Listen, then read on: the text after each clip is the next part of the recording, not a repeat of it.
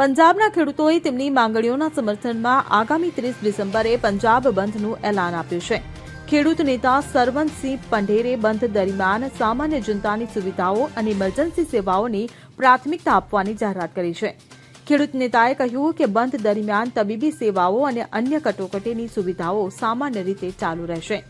Airport પર મુસાફરો અને લગ્ન સમારોહમાં જતા વાહનોની અડચણ નહીં થાય. આ સાથે ઉમેદવારોને તેમના પરીક્ષા કેન્દ્ર સુધી પહોંચવા માટે સંપૂર્ણ સહાયતા આપવામાં આવશે. કિસાન મજદૂર સંઘર્ષ સમિતિ પંજાબના ખેડૂત નેતા સરવનસિંહ પંઢેરે એલાન કર્યું છે કે પંજાબ આગામી 30 ડિસેમ્બરે સવારે 7 વાગ્યાથી સાંજના 4 વાગ્યા સુધી બંધ રહેશે.